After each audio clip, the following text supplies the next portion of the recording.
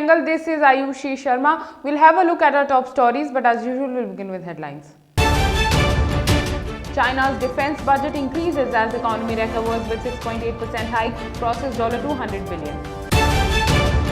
PM Modi addresses webinar on production-linked incentive scheme, urges for domestic manufacturing. CM Gehlot receives COVID-19 shot in SMS hospital, urges people to join the vaccine race. Vasundhara Raje also receives the shot.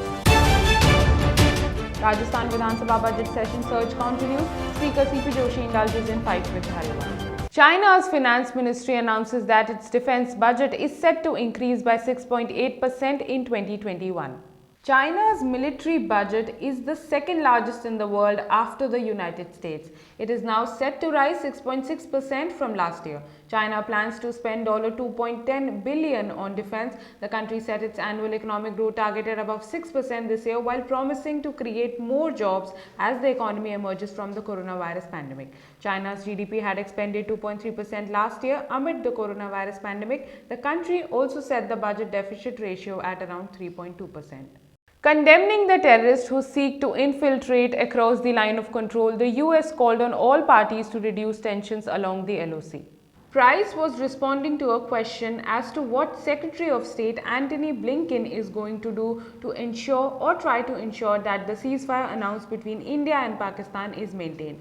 Price told, "We have continued to follow very closely developments in Jammu and Kashmir. Our policy towards the region has not changed. We call on all parties to reduce tensions along the line of control by returning to the 2003 ceasefire commitments. We condemn terrorists who seek to infiltrate across the line of control. When it comes to how we will support that, we continue to support direct dialogue between India and Pakistan on Kashmir and other areas of concern."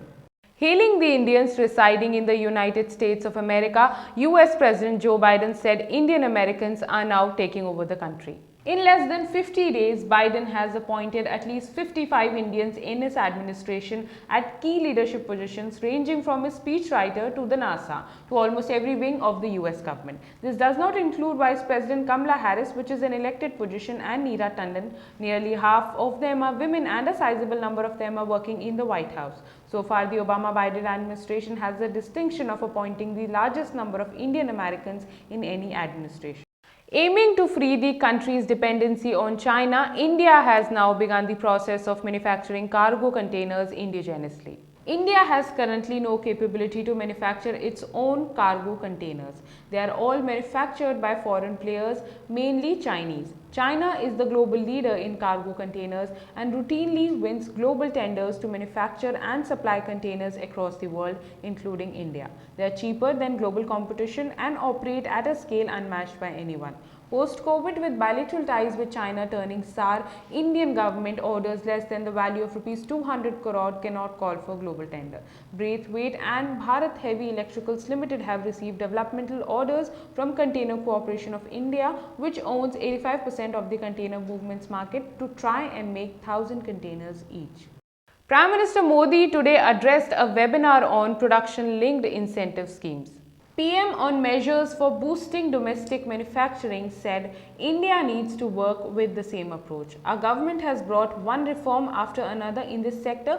We expect zero effect, zero defect. Our effort is to reduce 6,000 compliances burden on entity. In the last few weeks, we have received several innovative suggestions in several sectors. In the last 6 to 7 years, we have made several successful attempts to strengthen Make in India at different levels. In an address on Chabahar Day, External Affairs Minister S. Jaishankar said India has proposed inclusion of Chabahar port on international north-south transport corridor route. Jaishankar said the shift in the fulcrum of global economic growth towards Asia is creating unprecedented opportunities for connectivity in the region. The INSTC is a key trade corridor project wherein India is partnering with 12 countries to establish an economic corridor. The corridor is a 7,200 kilometer multi-mode transport project to move freight among India, Iran, Afghanistan, Armenia, Azerbaijan, Russia, Central Asia and Europe. Rajasthan Chief Minister Ashok Gehlot received his share of vaccine shot against the deadly coronavirus this morning. Rajasthan Chief Minister Ashok Gehlot on Saturday urged people not to become complacent against the coronavirus vaccine. Later in the day, former CM of Rajasthan Vasundhara Raje also joined the vaccine race and received vaccine shot at SMS Hospital, Jaipur. Health Minister Raghu Sharma was also seen receiving the vaccine. In response to a question related to narcotics in the question hour of Legislative Assembly, Minister Shanti Dhariwal admitted that illegal drug trade in Jaipur is in full swing. Kataria said that if we need to change the law, we should. The main facilitators of doing this illegal work should be detained. On this, Minister Dhariwal said drugs are produced in the areas adjacent to the MP border of Kota, Jhalawar, Chittorgarh. Meanwhile, a debate also took place in the House between UDH Minister Shanti Dhariwal and Speaker CP Joshi over the answer to the question of roads damaged by sewerage in Bewad. Well, that's a wrap with me. In case you like this video, don't forget to like, share, comment the angle. Thanks for watching.